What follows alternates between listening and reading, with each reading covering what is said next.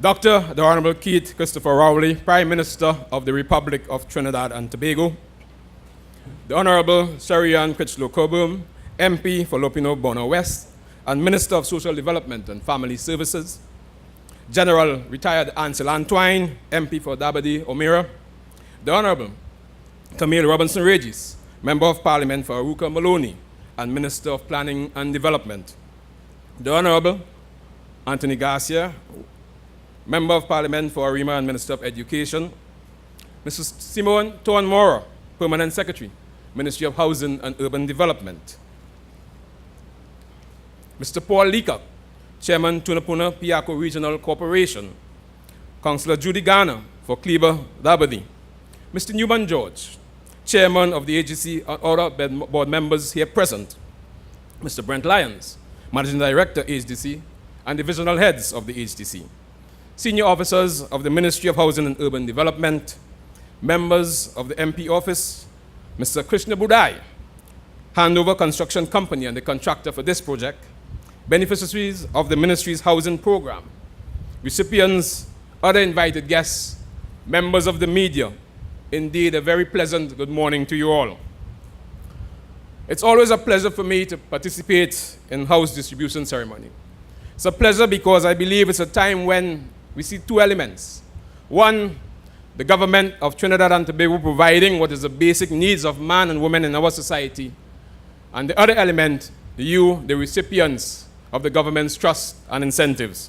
So it's always a pleasure when those two elements combine, because this is a government of the people and for the people. Today, we are pleased to be able to distribute to you, the citizens of Trinidad and Tobago, shelter in what is now called the Trestrail housing development. But as we celebrate our 42nd year of Republic and our 56th year of independence, sometimes it's good to throw our minds back a bit, because it was the People's National Movement government that moved this country from colonial status to independence, and from independence to Republican status. In a way, taking us away from a dependency from the colonial powers to be independent and so to be Republican in status. Because it was, in fact, this government who started the housing projects. Those of us who are old enough can remember, and I can remember, for instance, the self-help program in Point Fortin, in Hubertstown, Guapo, in Pleasantville, in Mova, in Diamond Vale, to name a few. Those are the times when the government of the day then presented and provided to the citizens an alternative and accommodation. And it started then. And so there's a nexus between that and now. Because today, we're in fact taking you away from a dependency by providing you with your own homes and your own house. We're taking away from dependent on your landlord, from your parents, maybe from your uncle, from your auntie, from your grandparents, and providing you what we require, what we believe is truly a start of your own independence. So there is some similarity. So ladies and gentlemen, today I feel very elated so that we can achieve what we set out to do in delivering more than 80-something homes here to those recipients this morning. I want to congratulate you, the recipients. Congratulate each and every one of you for being prepared, as your MP mentioned a while ago. Because many a times, opportunity presents themselves, but success is where opportunity meets preparations. And sometimes we are not prepared when the opportunity presents ourselves. The fact that you all have been screened today suggests to me, and I do hope so, that you have all been prepared to achieve the success that is meted out to you this morning. You have been prevented with an opportunity that you must and you should take advantage of. But this opportunity is not only for your good selves, but it is also for your children, for your grandchildren, to grow, to develop, and to realize your aspirations to become positive role models in our society today. The vision of this government is to provide housing communities that would foster wholesome family living. The Trestrail housing development is a good example of this. This is an integrated development that will consist of approximately 936 units, comprising a mix of single-family units, townhouses, and apartments when completed. And when completed, it's roughly going to cost the government close to $635 million, ladies and gentlemen, an investment in our people. This housing project has been segmented into two phases, two main packages, which have been awarded to separate contracting firms. And a little bit of history. The initial contract package was awarded in 2014, but was subsequently terminated in 2016. The project was then reconfigured in keeping with HDC's designs and specifications and retendered. And so this government in May 2017, another contractor was engaged to carry out civil infrastructural works on the site, and several small building contractors have been engaged to construct approximately 260 apartments and 192 townhouse units. The second contract package was segmented into 5 phases.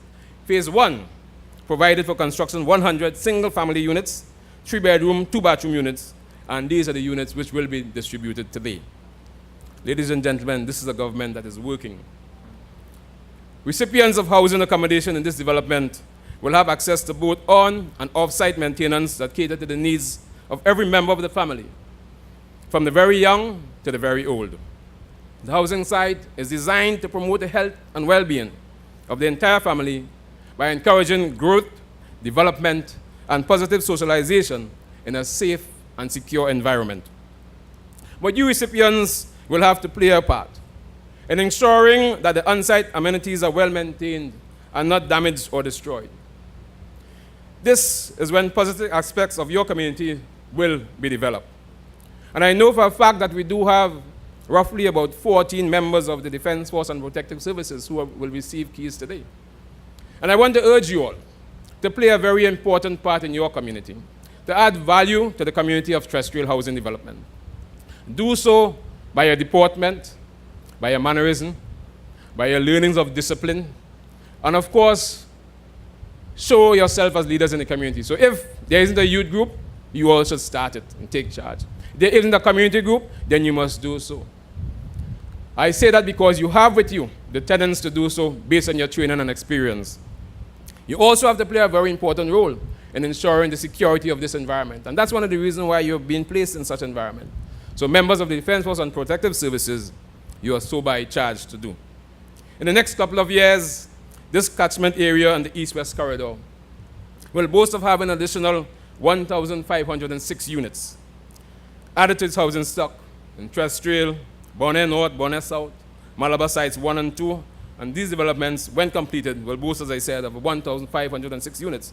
So the MP would no longer have to say that this is an area that is neglected. This is an area that will be well serviced by the Housing Development Corporation, ladies and gentlemen. What we can do and have been doing is providing the impetus to attract positive sector investment in state housing programs. And this has been born very truly, give us some positive results. Some of the programs we have pursued with some successes have been the Public-Private Partnership Program, the introduction of income tax exemptions and incentives for traders in newly constructed homes and land development, as well as the Housing Construction Incentive Program. These programs will provide units for the ministry's mortgage programs while allowing the Ministry of Housing Development to focus its limited financial resources on constructing rental accommodation for those unable to qualify for a mortgage. I will not have heard the Prime Minister from time to time said that we are going to be emphasizing to a large extent on rental apartments because we believe that that's an area that we must focus on to attract another sector of the community. At present, there are 5 private construction firms providing their own finance, designed, build arrangements, which will yield another 1,000 units for mortgage sales over the next 2 years. These will be located in the east, central, and south of the country. Recipients of housing accommodations also have a very important part to play in the provision of housing solutions for applications on the database. The Housing Development Corporation relies on beneficiaries of the housing program to honor and maintain their financial commitments. If these obligations are met, there will be a steady revenue stream to facilitate the construction of even more housing developments. So that we rely to a large extent on this partnership arrangement. We rely on you, the recipients, to meet your obligations insofar as finances is concerned. Because that is what allows us to at least develop more lots so more people can benefit within our country. And so while the AGC has had some successes with getting persons to convert their rent-to-own and license-to-occupy arrangements to mortgages, there's still a great deal of work to be done. The agency has been able to recoup over $1 billion in receivables from conversions and immediate sales of units. We still have a number outstanding. And so to this event, the agency is continuous effort to retrieve outstanding monies by embarking on another strategy, in its debt recovery drive. Officers from the HGC recovery unit are going to visit errand clients at home in an attempt to, of course, converse with you, to discuss with you, and make arrangements so that you can clear your debts, again, for the benefit of other construction. At present, the housing policy is a viable blueprint for much of what has been accomplished within the public housing sector. It is constantly under review by this government, which seeks to implement new and innovative programs to facilitate the provision of housing solutions for applicants.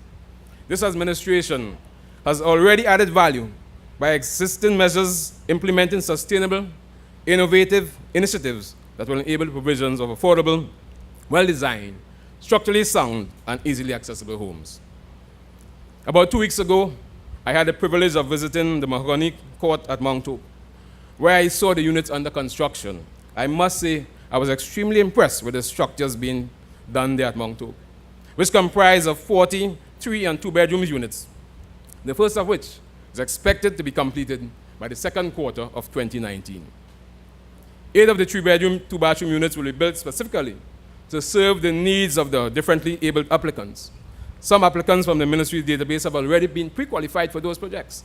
So we do have, as mentioned a while ago, roughly about 176,000 applicants in our database. The question is how many of them are qualified. So we ask you to make sure and be pre-qualified so that when the opportunity presents itself, you are ready. In July, the HCC held a media launch to showcase the private-public partnership project in Chinchin, Kunupia. This will be an integrated development with a mix of 201 housing units, single-family units, duplexes, and townhouses. The government also created opportunities for persons to have greater access to mortgage financing through the 2% and 5% mortgage facility at the Trinidad and Tobago Mortgage Finance Company. This government also established a housing task force to monitor, coordinate, and expedite the processes of obtaining statutory approval from regulatory agencies to avoid unnecessary delays in the construction of our new housing stock. These initiatives and programs are all geared towards increasing the public housing stock so that more deserving families can benefit while reducing the burden of expenditure on the state.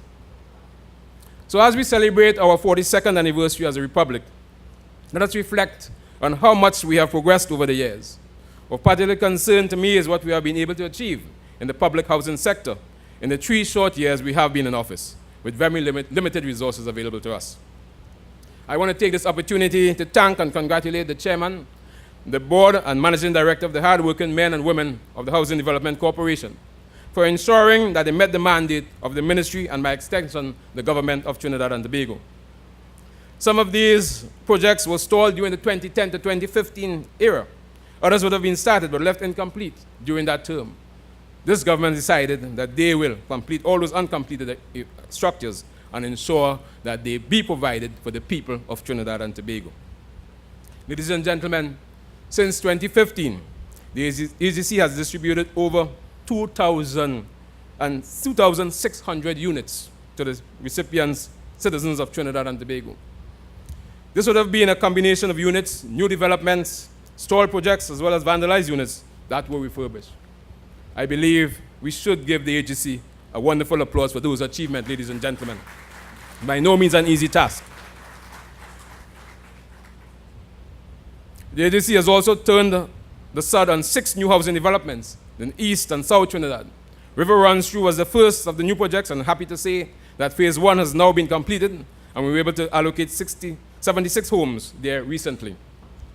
The government, through the AGC, intends to complete all of these constructions work during our term of office. We intend to ensure that no vacant homes will be left during our term in office. All constructed homes will be distributed to the people of Trinidad and Tobago.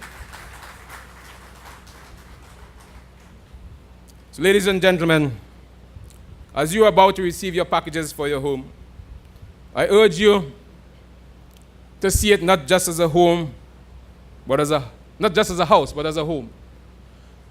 If each individual home develop the kind of community spirit within the home, look at the multiplier effect that will take place in the community. This is a new community, and you have heard the MP share some concerns of surrounding entities, surrounding developments. You have an opportunity here, a very great opportunity to define what Trestrail housing development would look like, what it will become. It is now a very pristine and very impressive housing development. It is up to you, ladies and gentlemen, to take it a stage further. Take it to a stage where the Trestrail housing development will be a place where people will envy, people will talk about, people want to live, want to work, and want to recreate. Many a times we have labeled certain developments, and it's labeled only because of the behavior of the people therein. There's the people who makes these places, who define these places. And I'm saying to you that you have a tremendous opportunity here today. As you receive your package, shape and define the housing, the Trestrail housing development as you would want it to be. And I have no doubt in my mind that you want it to be as comparison to any named place, whether it's a Valsin or West Moorings or whatever, in Trinidad and Tobago. I urge you, therefore, to do so from now as you receive your key. I also want to take this opportunity to thank the Permanent Secretary and other members of staff of the Ministry of Housing and Urban Development for sticking to the government's mandate to provide houses for all low and middle-income persons in Trinidad and Tobago. Let me say in closing that once again I congratulate each and every one of you for being prepared to accept what government has provided for you today. May you enjoy it, may you live in harmony, may you ensure that you have a secure environment, but one more importantly, based on a good and strong community spirit. May God continue to bless us all and bless our nation. I thank you very much.